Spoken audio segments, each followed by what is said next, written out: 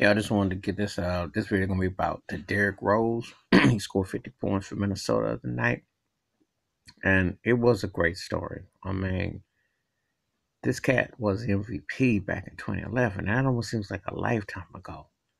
When you think about Derrick Rose when he was in the NBA and he was on top of his game, that's before the whole Steph Curry dominance and just the whole transition of what you're seeing, the barrage of threes and everything. I mean, you go back to Derrick Rose being on top.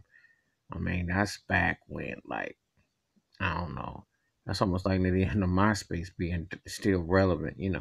I mean, and it seems like a lifetime ago, just talking in social media. But on the real, this man has been through injuries that have robbed him of some prime years, robbed people of his exploits, of how his creativity, of how he could dribble on the pivot and move. And he didn't have no 3-point shot, but he came up big. I mean, he showed a lot of heart.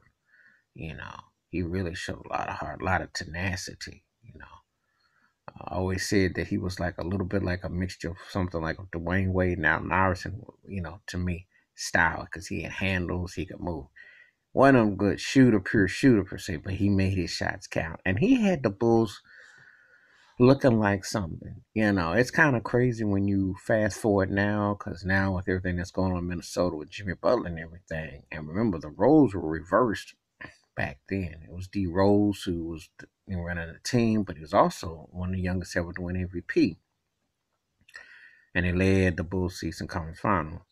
Now it was that freakish act against Philadelphia, and I don't still to this day I don't know why Tom Thibodeau did not pull him and sit him.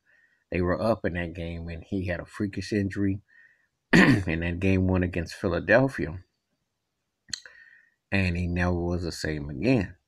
And it's been one consistency after other. He's been through a lot of, quite a few different teams. It looked like he wasn't going to come back. He had some flurries of moments with the Knicks, a little bit with Cleveland, but this one put it back home. It was to see his emotions, and I applaud Derrick Rose for, um, you know, keeping it 100. Great to see him have a big game. And regardless what happens on here on out, the man's a winner because he came back and it didn't look like he could hit that road. So he's worked very hard. He's worked his behind off to get where he's at after what he went through. And again, it seems like a long time ago when you think about the Chicago Bulls days when he was on GQ and he was the MVP and the sky looked the limit. But there's a lot of injuries, a lot of things happening. But just glad to see that he's back and that he had this game. So put some respect by Derrick Rose's name. All right, that's my take. For free to hit them comments. Peace.